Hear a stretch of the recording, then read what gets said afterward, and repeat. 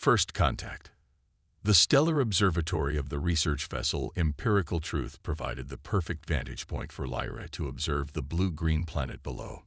Earth, a world she had studied for cycles but never expected to visit. She adjusted her atmospheric adaptation suit and watched her reflection in the viewport glass.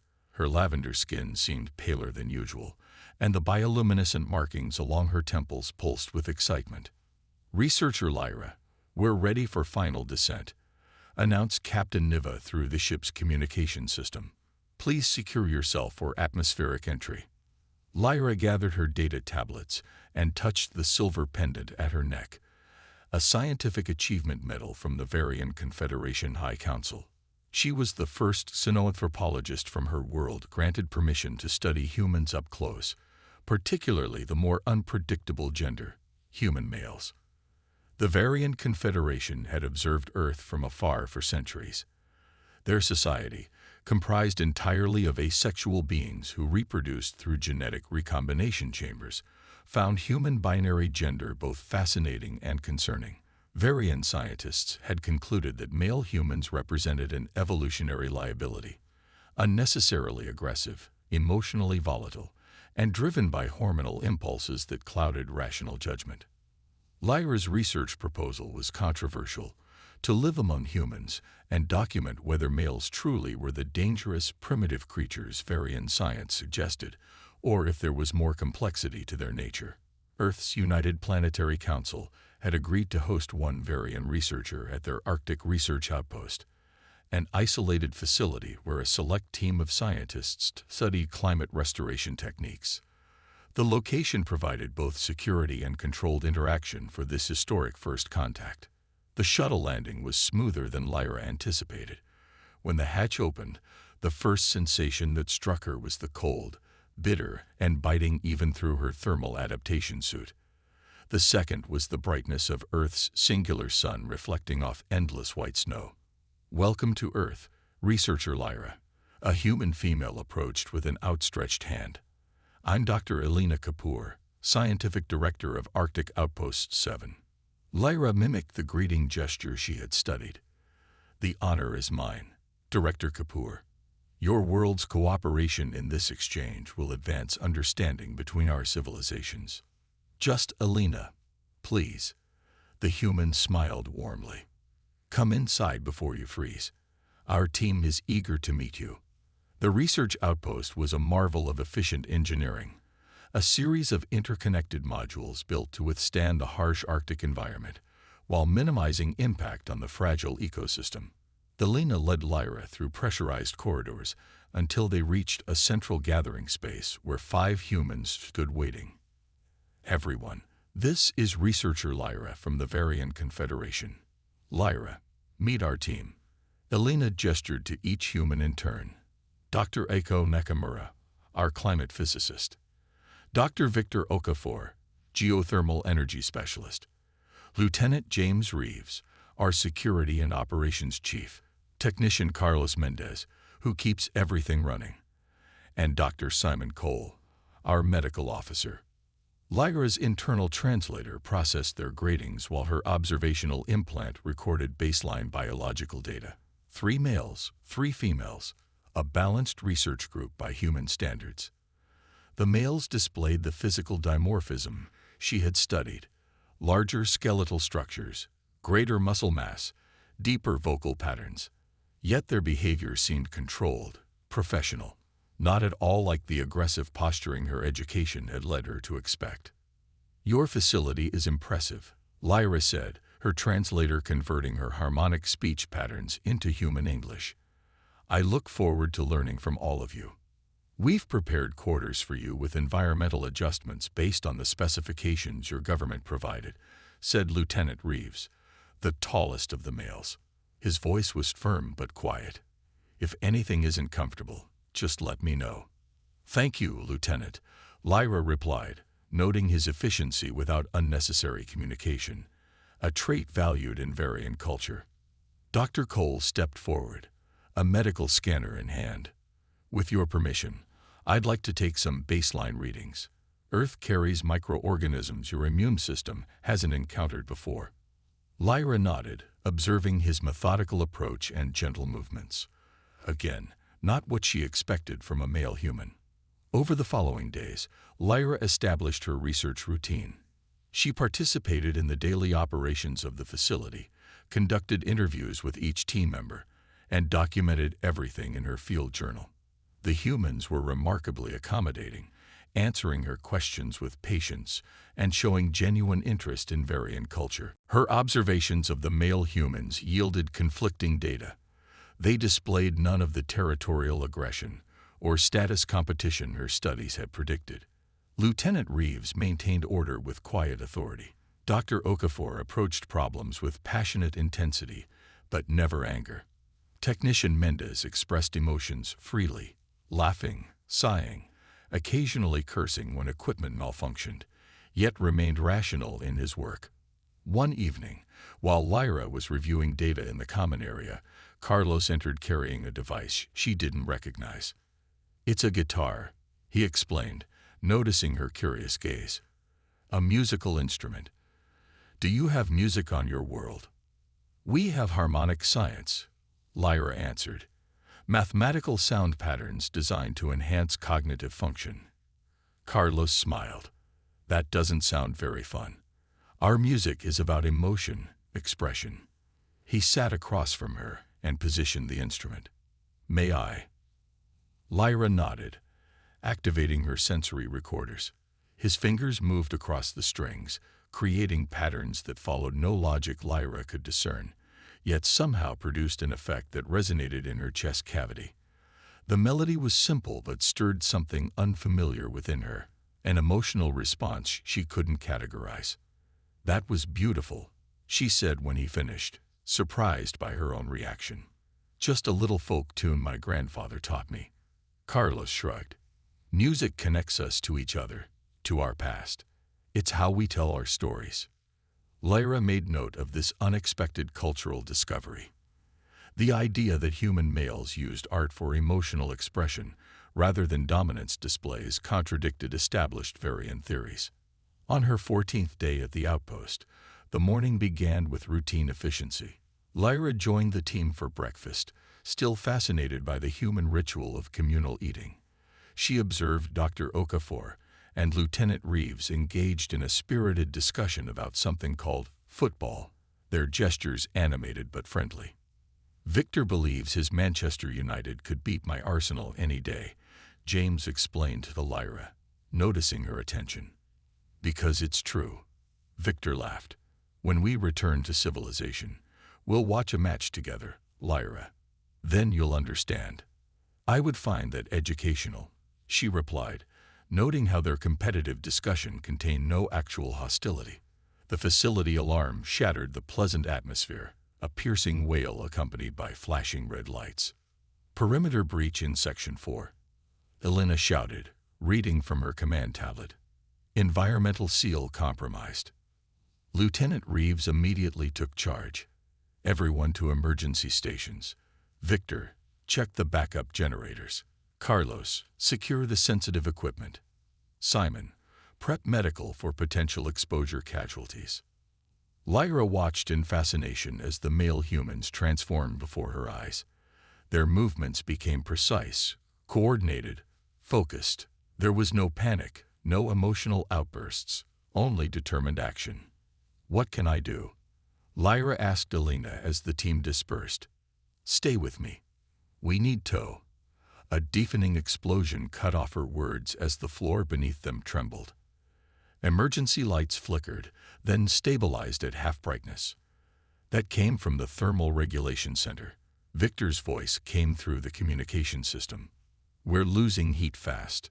Temperature dropping in all sections," Carlos reported. "Primary power grid damage. Switching to backup systems." Lyra's adaptation suit tightened automatically against the cold, but she noticed the humans had no such protection. Already, their exhalations were visible as vapor clouds in the rapidly cooling air. Lieutenant Reeves returned, his face grim. "The explosion destroyed our communications array. We can't call for evacuation." He looked at Elena. We're looking at -40 degrees within 2 hours if we can't restore the thermal systems. What caused this? Dr. Nakamura asked, her voice steady despite the crisis. Unknown, James replied. But the breach was at our weakest structural point. This wasn't an accident. Lyra's analytical mind processed this revelation. You believe this was deliberate sabotage? Who would target an environmental research station? James and Elena exchanged glances before Elena spoke. This facility's primary mission is environmental research, but we also monitor mineral resources that have become accessible due to ice reduction. Several private corporations and national interests have conflicting claims in the region. We need to focus on survival now. Explanations later. Simon interrupted, distributing thermal emergency packs. We have maybe 6 hours before hypothermia becomes critical. The auxiliary facility, James suggested. It's 10 kilometers south, stocked with emergency supplies. Elena nodded grimly. It's our only option. The storm system moving in will prevent any rescue attempts for at least 72 hours. 10 kilometers in Arctic conditions. Bucko looked skeptical. That's a deadly journey without proper equipment. We have 3 emergency traverse suits in storage, Carlos said. They're designed for exactly this scenario. 3 suits, 6 people. Victor summarized the problem. Lyra observed the humans processing this mathematical reality. No one stated the obvious, that some would have to stay behind. My adaptation suit provides superior thermal protection, Lyra offered. I don't require one of your emergency suits. James nodded. That helps. Delina, you take one suit. You know the auxiliary facility systems better than anyone. Simon takes the second. We'll need medical expertise. Victor takes the third. He can restart the thermal systems. What about you? Elena challenged. Carlos, Iko, and I will use the Arctic survival kits, James replied calmly. Layered insulation, thermal reflectors. It's not ideal, but it's survivable for short exposure. Lyra observed this exchange with growing fascination. The lieutenant, a male, was organizing their survival while placing himself at greatest risk. This contradicted everything Varian science taught about male self-preservation instincts. We move in 30 minutes, James announced. Pack only essential survival gear and research data that can't be replaced. 10 kilos maximum per person. As the team dispersed to prepare, Lyra approached James. Lieutenant, I observe that you've assigned yourself the highest probability of physical harm. This conflicts with my understanding of male human behavior. James looked at her with an expression she couldn't interpret. Is that what they teach about us on your world? Varian evolutionary theory suggests that males prioritize their survival to maximize reproductive opportunities. A brief smile crossed his face. Maybe you need better evolutionary theorists. He checked his tactical wristband. 25 minutes, researcher Lyra. Gather anything irreplaceable from your quarters. As Lyra hurried to her room, her mind raced with questions.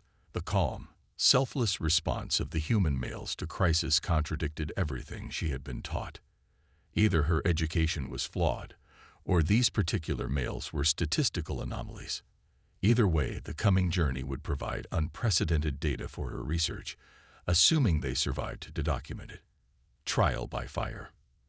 Arctic winds howled around the 6 humans and 1 Varian as they trudged through knee-deep snow. The blizzard had intensified faster than predicted, reducing visibility to mere meters and driving temperatures well below what even the emergency equipment was designed to handle. Lyra observed the human males with growing fascination. Lieutenant Reeves led their formation, breaking trail through the deepest drifts and constantly checking his navigation equipment. Despite wearing only the makeshift cold weather gear, he showed no signs of slowing. Behind him, Carlos helped Dr. Nakamura, who struggled with the terrain. Dr. Okafor brought up the rear, ensuring no one fell behind. 4 hours into their journey, Lyra's adaptation suit reported ambient temperature at -53 degrees Celsius with wind speeds approaching 90 kilometers per hour, conditions that would kill an unprotected human in minutes. "We need shelter," James shouted above the wind. "We're only halfway to the auxiliary station. Storm's getting worse." "There's a research waypoint 2 kilometers east," Elena called back, consulting her digital map. "Basic shelter, emergency supplies." James nodded and adjusted their course. Lyra noticed him dropping back periodically to check on Carlos and Aiko, who were showing signs of extreme cold exposure despite their protective gear. The technician's movements had become sluggish, his face partially obscured by ice forming on his facial hair. "Carlos needs immediate shelter," Lyra reported, her sensory implants detecting his dropping core temperature. "His biological readings indicate pre-hypothermic state." James immediately turned to Victor. "Take point. I've got Carlos." Without hesitation, he moved to the struggling technician's side, supporting his weight. "I'm okay, boss," Carlos protested weakly. "Save your energy," James replied. "We're almost there." The small shelter, little more than a reinforced cabin with basic survival equipment, appeared through the swirling snow like a mirage. Victor reached it first, clearing the entrance of drifted snow while the others followed. Once inside, they activated the shelter's emergency systems. A small generator hummed to life, providing minimal heat and light. Simon immediately attended to Carlos and Aiko, wrapping them in thermal blankets and checking for frostbite. "We'll wait out the worst of the storm here," James decided, checking the weather data on his tactical pad. "Should clear enough by morning to make the final push to the auxiliary station." Lyra helped Elena inventory their supplies. Emergency rations, water purification tablets, basic medical supplies, and a short-range communicator that proved useless in the storm. Throughout the evening, Lyra continued her observations. What struck her most was how the human males attended to communal needs rather than individual ones. James took the coldest spot in the shelter, furthest from the heater. Victor distributed rations, giving himself the smallest portion. Carlos, once stabilized, immediately set to repairing their damaged communication equipment, despite his exhaustion. "You should rest," Lyra told Carlos as he worked by the dim emergency light. "Can't rest while there's work to do," he replied, his fingers deftly manipulating tiny components. "If I can boost this transmitter, maybe we can reach the main facility or the auxiliary station." "Your persistence is admirable," Lyra said, choosing her words carefully. "On my world, we would calculate the probability of success against energy expenditure and likely choose conservation." Carlos looked up with a weak smile. "That's very logical. But humans are stubborn. We keep trying even when the odds are bad, especially when others are counting on us." This statement aligned with one of Lyra's preliminary hypotheses, that human male behavior might be influenced by social responsibility rather than simple dominance hierarchies as Varian science had assumed. Later, as the humans attempted to sleep in the cramped shelter, Lyra reviewed her data. The emergency lighting cast blue shadows across her data tablet as she updated her research journal. Day 14. Supplemental. Crisis response observations contradict established Varian theory regarding human male behavior. Subjects demonstrate. 1. Prioritization of group survival over individual advantage. 2. Voluntary assumption of greatest physical risk by physically strongest members. 3. Resource distribution based on need rather than status. 4. Emotional restraint and logical decision-making under extreme stress. Working hypothesis. Cultural conditioning may override theoretical evolutionary imperatives in developed human societies. Alternative hypothesis. Previous Varian research based on insufficient observational data. A movement caught her attention. James was quietly checking on each person, adjusting blankets and monitoring the shelter's heating system. When he noticed her watching, he approached. "You should try to rest too," he said softly. My species requires less sleep than yours, Lyra explained. I'm using this time for research. Still working even in a survival situation. There was something in his voice Lyra couldn't quite identify. Humor, perhaps, or admiration. The current circumstances provide unique observational opportunities, she replied. Your behavior, for instance, contradicts much of what my civilization believes about human males. James sat beside her, his expression curious. What does your civilization believe?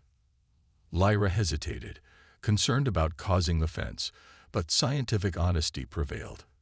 That male humans are governed primarily by aggressive impulses, territorial instincts, and reproductive drives that make them inherently more volatile and less rational than females.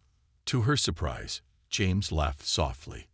Well, there have been plenty of times in our history when that assessment wasn't far off. We're still evolving, still learning to balance our instincts with our ideals. Yet in this crisis, you and the other males demonstrate cooperative behavior, self-sacrifice, and logical problem-solving. There is no competition for resources or leadership. James considered this. Maybe because there's no benefit to competition when survival depends on working together. Our ancestors learned that lesson over thousands of years. Before Lyra could respond, Carlos called out excitedly from his makeshift workstation. I got something. Faint signal from the auxiliary facility. Everyone was immediately alert. Carlos adjusted his modified transmitter, filling the shelter with static before a broken voice came through. Reading you. Position. Rescue team. They've sent help, Elena said, relief evident in her voice. James took the communicator. This is Lieutenant Reeves. Arctic Outpost 17 plus 1 Varian guest. We're at emergency waypoint 4B. 6 hours of life support remaining. Do you copy? The response was fragmented but clear enough. Confirmed. ETA 8 hours. Hold position. The tension in the shelter visibly decreased, but Lyra noticed James's expression remained concerned. 8 hours, he said quietly to Elena. Generators only rated for 6. Elena nodded grimly. We'll need to conserve power. Minimum heat. As the others settled back into their rest positions, Lyra approached James again. I notice you didn't share the power limitation with the group. They need rest, not more worry, he replied. We'll address it when everyone's recovered some strength. A logical choice, Lyra acknowledged, though based on emotional consideration rather than pure efficiency. James smiled faintly. Humans tend to blend the two. He glanced at his sleeping colleagues. Get some rest if you can, Lyra. Tomorrow will be challenging. The shelter's generator failed precisely 6 hours and 17 minutes later, just as the first light of dawn penetrated the blizzard. The temperature inside the shelter plummeted rapidly. James immediately organized their departure. We can't wait for rescue. We need to move toward the auxiliary station. Meet them halfway. The storm's still too strong, Echo protested. It's stronger than yesterday, but we have no choice, James replied calmly. We stay here. We freeze. As they prepared to venture back into the storm, Simon pulled James and Lyra aside. Carlos won't make it, he said quietly. His core temperature is too low, and he has early frostbite. If we move him in these conditions, James's expression hardened. I'm not leaving anyone behind, even if it risks everyone, Simon challenged. We all make it, or none of us do, James stated with finality. Lyra watched this exchange with profound interest. The doctor's concern was logically sound, risking 5 lives for one defied rational calculation. Yet the lieutenant's response, while seemingly irrational, carried absolute conviction. Their departure from the shelter was marked by grim determination. James constructed a makeshift sled from shelter materials to transport Carlos, pulling it himself through the punishing terrain. Victor and Simon supported Eiko between them, while Elena navigated with their remaining functional equipment. 2 hours into their desperate journey, Lyra's adaptation suit detected movement beyond their group, large mechanical signatures approaching from the south. "Lieutenant," she called over the wind. "I'm detecting vehicles, approximately 1 kilometer south, moving toward our position." James halted, squinting through the snow. For several minutes, they saw nothing. Then, emerging from the white haze like phantoms, two large tracked vehicles appeared. Rescue had arrived earlier than expected. As the rescue team helped them aboard the heated transport vehicles, Lyra continued her observations. The human males of the rescue team demonstrated the same behaviors as James and Victor, focusing first on those in worst condition, working efficiently without emotional displays despite the dangerous conditions. Once they were safely moving toward the auxiliary station, Lyra sat beside James, who looked exhausted but relieved. "I've been analyzing the explosion at our facility," she said, "based on the blast pattern and timing. I believe it was deliberately triggered when our morning meeting would have maximum attendance." James's expression darkened. "You think someone wanted casualties, not just damage?" "Correct. And the explosion's focus was the communications array, not the thermal systems. The thermal failure was secondary damage. Someone wanted us isolated and vulnerable," James concluded. "Do you have theories who?" "During my research preparation, I studied Earth's Arctic resource conflicts. Several corporations have opposed this research station's findings on environmental impact." James nodded slowly. "We've received threats before, but nothing this direct." He glanced toward the vehicle's cockpit. "Our rescuers arrived earlier than they estimated. I'd like to know why." "You suspect them?" Lyra asked, following his gaze. "In my security training, we learned to question fortunate coincidences." He lowered his voice. "When we reach the auxiliary station, stay alert. Don't mention your suspicions to anyone but me." The auxiliary station appeared through the storm, a smaller version of the main facility, designed for backup operations and emergency housing. As they approached, Lyra noted surveillance equipment and armed personnel that seemed excessive for a scientific outpost. Once inside, medical staff immediately attended to Carlos and the others, suffering from cold exposure. Lyra stayed close to James, observing his increasing tension as he surveyed their surroundings. Lieutenant Reeves, a tall human in a corporate uniform, approached. "Callum Wayland, Northern Resource Security. Lucky we had a team in the region when your distress call came through." James shook the offered hand cautiously. "Fortunate timing. I wasn't aware Northern Resource had operations in this sector." "Recent development." Wayland smiled. "Your facility director can fill you in once she's recovered. In the meantime, we've prepared quarters for your team." As they were escorted to their assigned rooms, Lyra activated her suit's recording functions at maximum sensitivity. Something about this facility didn't align with the specifications in her research materials. The layout was correct, but the equipment and personnel suggested a different purpose entirely. In the privacy of her quarters, she analyzed the data her suit had collected. The facility's power signature exceeded scientific needs, and she had detected weapons and surveillance systems throughout the structure. This was not merely a research auxiliary. It was a military-grade installation disguised as one.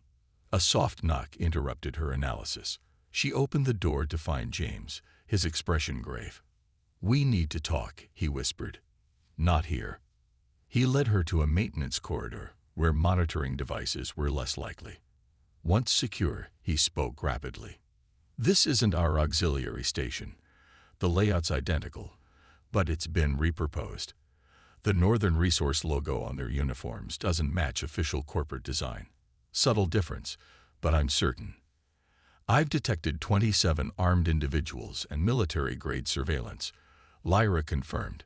"This facility has been operational for approximately 3 months based on wear patterns." James looked impressed. "Your observational skills are remarkable." His expression returned to concern. "I think we've stumbled into something bigger than corporate sabotage. Northern Resource lost their drilling rights in this region last year after our research proved environmental risks." Lyra processed this information quickly. "They sabotaged your facility to eliminate the research team, but hadn't anticipated my presence or your survival skills." And now they're improvising, James concluded. We need to warn the others and find a way to contact legitimate authorities.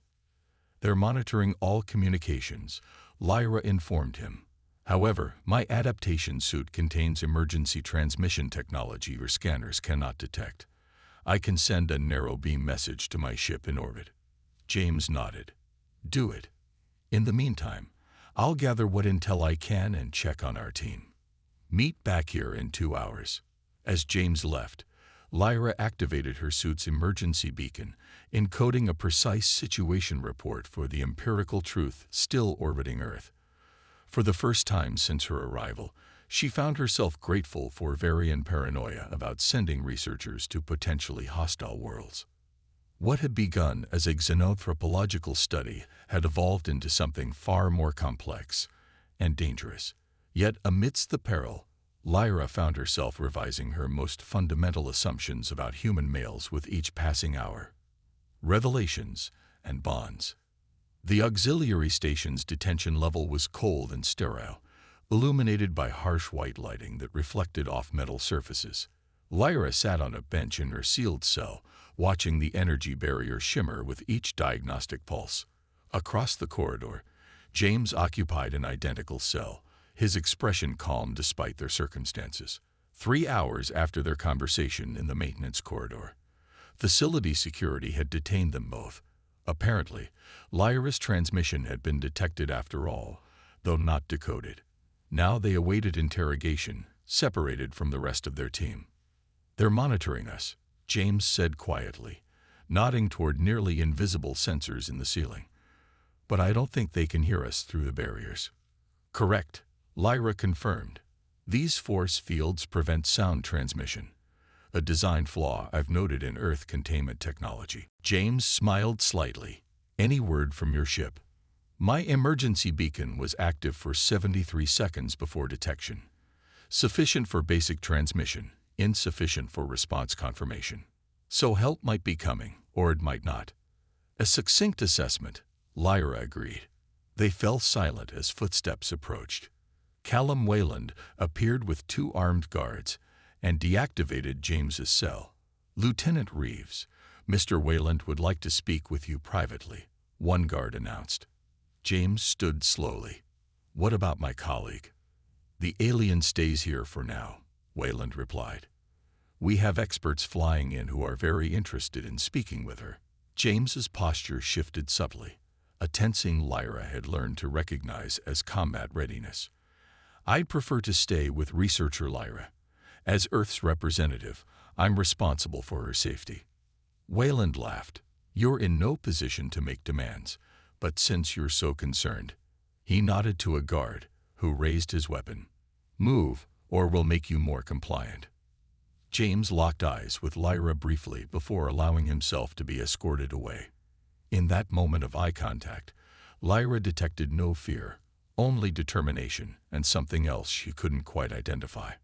Left alone, Lyra activated her suit's emergency protocols.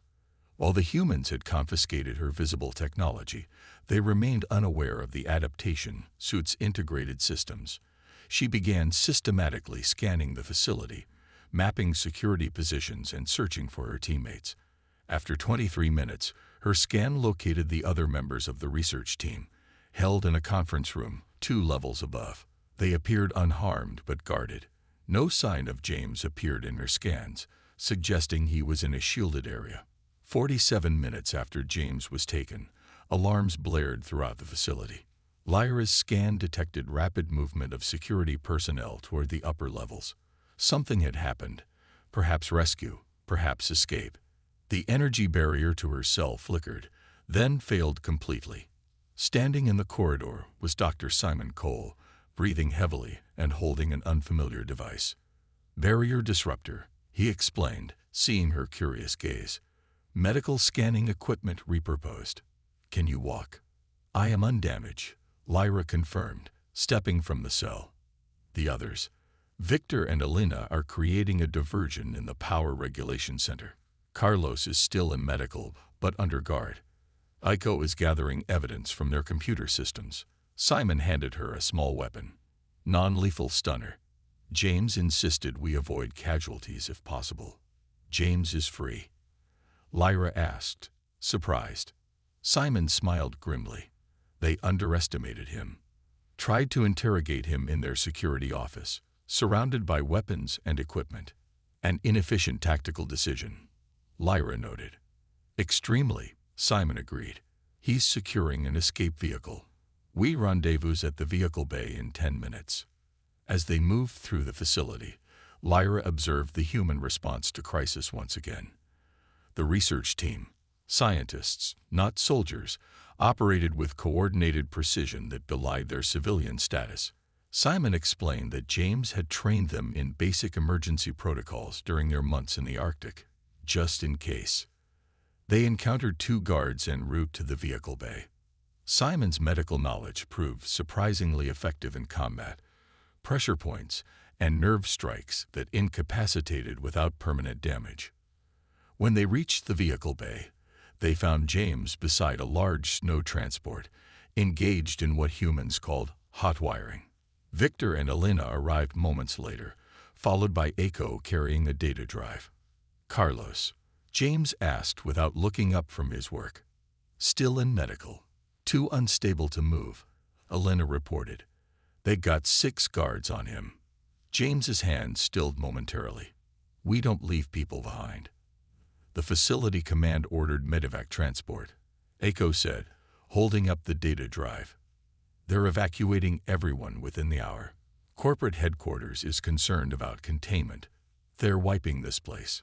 James finished the vehicle's ignition sequence. Change of plans. Victor, Simon, take this transport. Get that evidence to the United Planetary Council headquarters in Oslo. The coordinates are pre-programmed. He turned to Elena and Eiko. You 2 come with me to get Carlos. And me. Lyra asked. James looked at her steadily. Your choice. Safety with the transport, or danger with us. I am a researcher, Lyra replied simply. The most valuable data is where risk is highest. To her surprise, James smiled, a genuine expression of warmth that created an unexpected physiological response in her cardiopulmonary system. Stay close and follow my lead, he instructed as Victor and Simon departed in the transport. The remaining 4 moved swiftly through the facility toward the medical unit. The diversion in the power center had drawn most security personnel away, but the medical wing remained guarded as expected. Outside the medical unit, James outlined his plan. Direct approach. I'll take point. Eiko covers our rear. Elena, you and Lyra get Carlos prepped for transport. There's a medical evacuation sled in storage room B2. I passed it during my tour earlier. 6 armed guards, Elena noted. Those aren't great odds. Actually, Lyra interjected, I may be able to improve those odds. She adjusted settings on her adaptation suit. Variant atmospheric calibration includes sound frequency modulation. I can generate a subsonic pulse that affects human inner ear function. Temporary disorientation, approximately 20 seconds duration. James's eyebrows raised. That would be extremely helpful. There will be one limitation, Lyra cautioned. I cannot selectively target. All humans in range will be affected, including our team. We'll brace for it, James decided. On your signal. Lyra calibrated her suit and nodded. The team covered their ears, a minimal but psychologically comforting gesture given the suit's capabilities. The subsonic pulse was imperceptible to human hearing, but devastating to their equilibrium. As they entered the medical unit, all 6 guards collapsed or staggered, grasping for support. James, despite his preparation, moved with visible discomfort but maintained his focus, quickly disarming and restraining the disoriented security personnel. Carlos was conscious but weak when they reached him. Took you long enough, he joked feebly. Had to make a dramatic entrance, James replied, helping Simon disconnect medical equipment. Can you travel? Do I have a choice? Not really. They transferred Carlos to the evacuation sled, essentially a high-tech stretcher with environmental controls and a motorized base. As they prepared to move, Lyra's adaptation suit detected new signals. "Aerial vehicles approaching," she reported. "Military grade. 12 minutes until arrival." "That's our extraction window," James determined. "Let's move." Their escape route led them to a secondary vehicle bay containing smaller, faster snow transports. James quickly evaluated their options. 2 vehicles, he decided. Carlos needs stabilization. "Elena, you're our best medic after Simon. You and Aiko take Carlos in the enclosed transport. Follow the emergency route to the nearest legitimate research outpost. There's one operated by the Global Science Coalition, 80 kilometers southeast." "What about you two?" Elena asked. "We'll create a diversion," James explained. "Northern Resource will assume their primary targets are escaping together. Lyra and I will take the faster sled, head northwest, then circle back once you're clear." Elena seemed about to protest, but the facility alarms changed pattern, a higher urgency signal Lyra hadn't heard before. "Self-destruct sequence," James identified grimly. "They're really covering their tracks." Everyone moved now. The next few minutes passed in controlled chaos. They split into 2 groups as planned, loading Carlos carefully into the enclosed transport with Elena and Aiko. Lyra followed James to the smaller open-air scout vehicle, little more than a high-powered sled with minimal shielding against the Arctic elements. "My adaptation suit will compensate for the temperature," Lyra assured him as she noted his concerned glance. "Good. Hold tight," James replied, activating the vehicle's engines.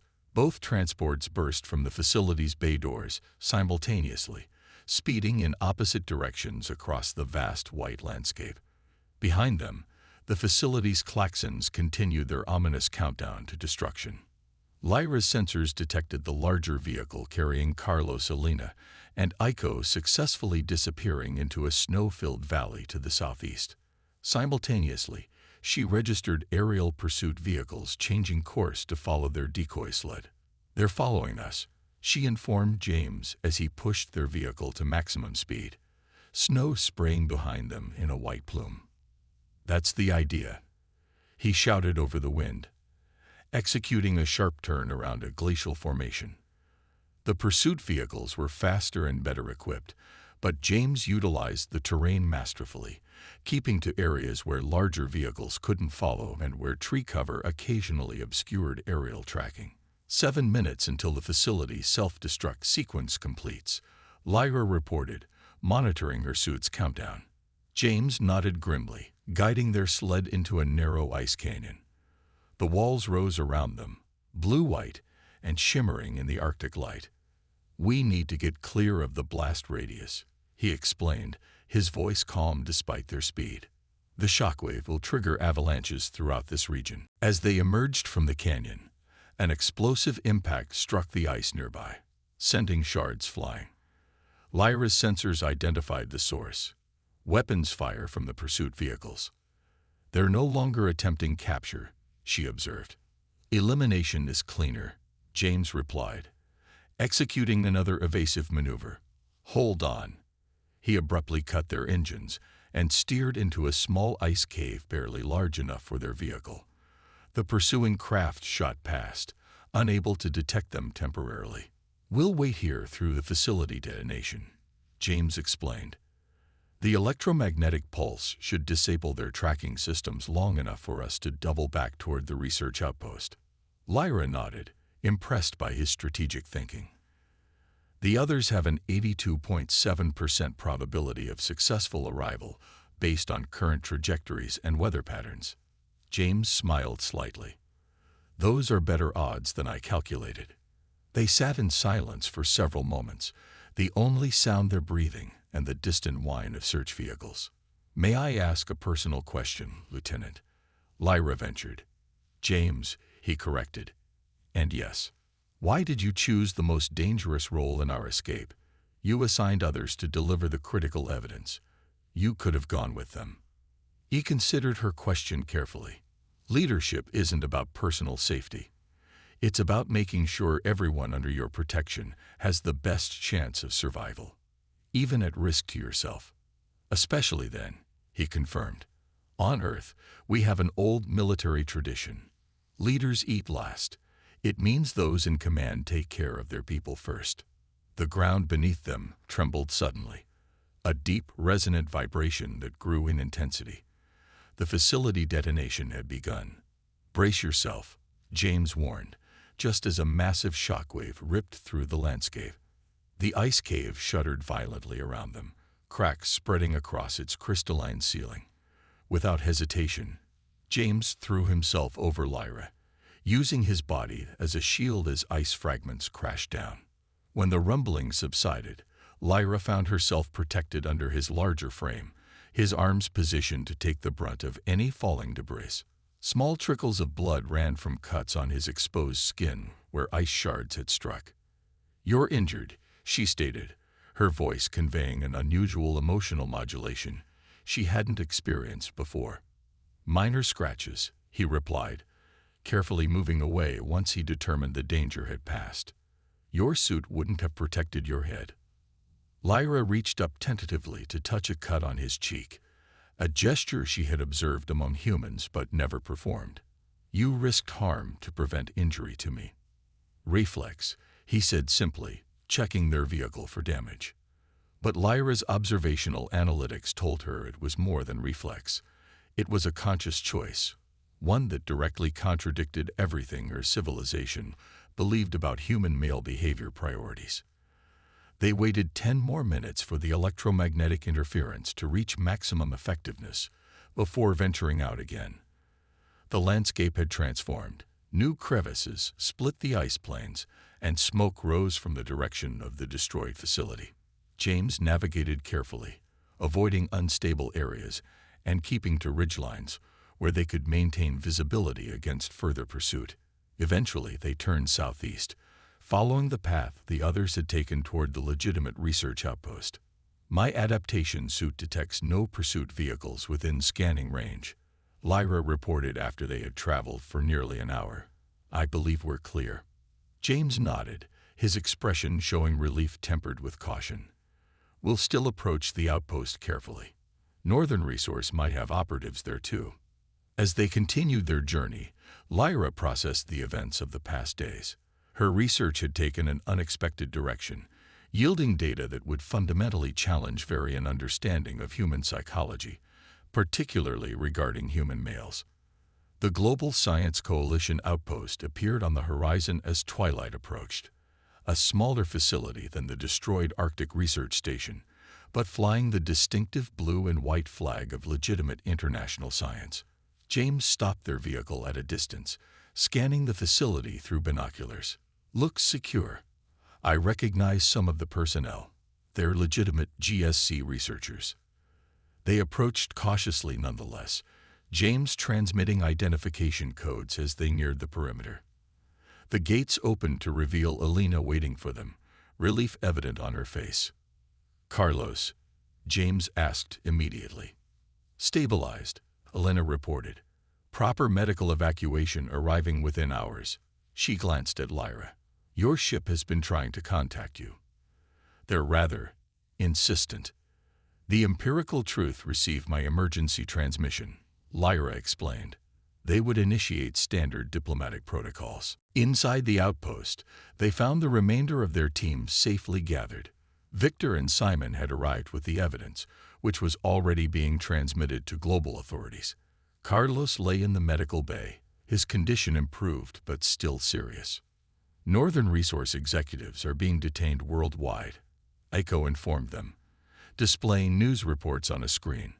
"Apparently your evidence opened a much larger investigation.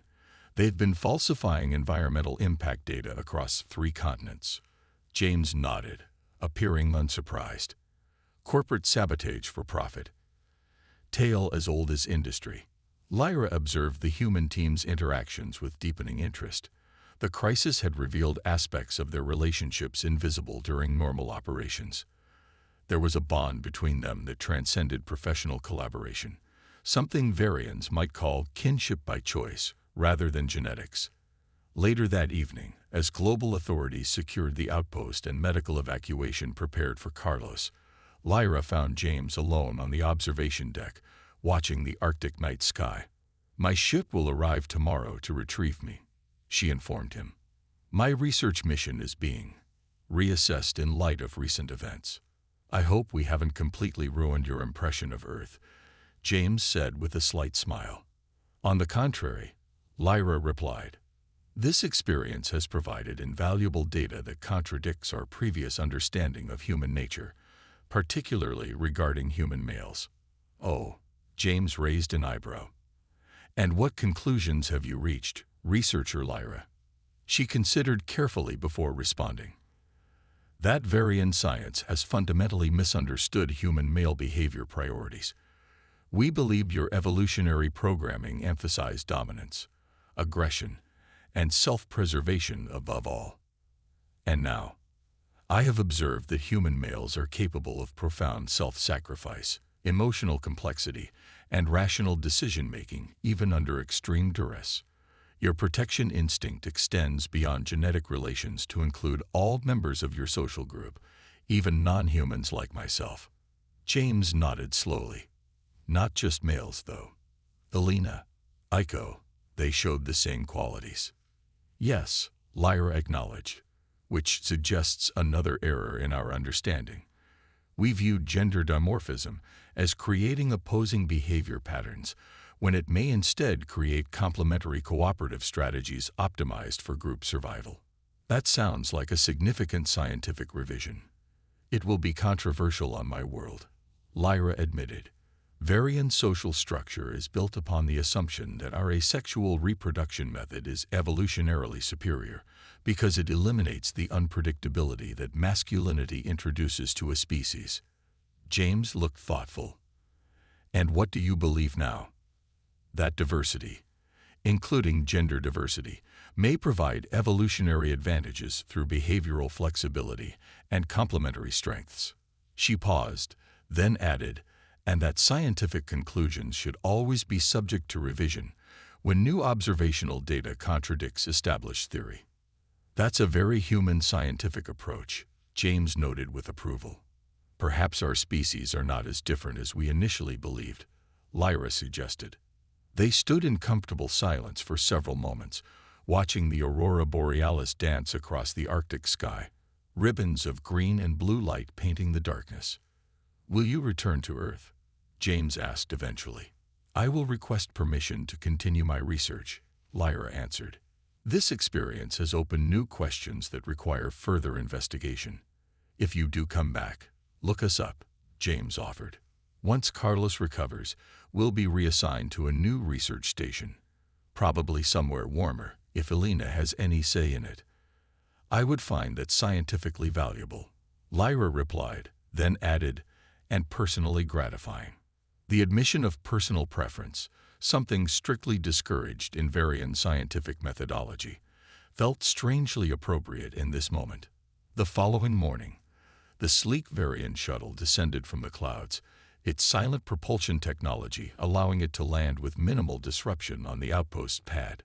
Two Varian security officers emerged, their adaptation suits indicating higher rank than Lyra's. Before boarding, Lyra said her farewells to the human team. She had studied human greeting customs extensively before her mission, but had never participated in their farewell rituals. To her surprise, Elena hugged her, a gesture of physical affection Varians rarely expressed. The others shook her hand, with Carlos insisting on being brought from medical to say goodbye. James was the last to approach. "Safe journey, researcher Lyra." "Thank you, Lieutenant James Reeves," she replied formally, then added, "I have prepared a preliminary report for your United Planetary Council. It strongly recommends continued cultural exchange between our civilizations." "I hope they listen," he said. Then, more quietly, "The universe is too big for any species to face it alone." As Lyra boarded the shuttle, she carried with her not just research data, but something more profound. An understanding of humanity that transcended academic analysis. In the crisis of survival, she had witnessed the truth about human males, and about humanity as a whole. Their strength lay not in dominance or aggression, but in their capacity for cooperation, sacrifice, and adaptation. The shuttle rose silently into the Earth's atmosphere, carrying Lyra back to the empirical truth and eventually home to the Varian Confederation. There, her findings would challenge centuries of scientific consensus about human nature, potentially transforming the relationship between their civilizations. As Earth shrank to a blue marble below, Lyra composed the introduction to her official report. The truth about human males, indeed, about humanity itself, cannot be understood through distant observation alone. It is revealed most clearly in moments of crisis, when survival depends not on individual strength, but on collective resilience. What I witnessed on Earth will require us to reconsider our most fundamental assumptions about evolutionary psychology, gender dimorphism, and the development of advanced civilizations. This is not merely an academic correction, but a philosophical revelation. Diversity, including the gender diversity we have long considered an evolutionary liability, may instead be the universe's most effective strategy for creating adaptable, cooperative species capable of facing the unknown together. The stars stretched before her vessel as it prepared for the journey home. Lyra knew her report would face skepticism and resistance from the Varian scientific establishment. But she also knew something else now, something she had learned from humans, that truth, persistently pursued, eventually prevails, even against the weight of centuries of belief. And perhaps in time, her people would come to understand what she now knew, that the universe held more wonders and more possibilities for connection than either of their civilizations had imagined.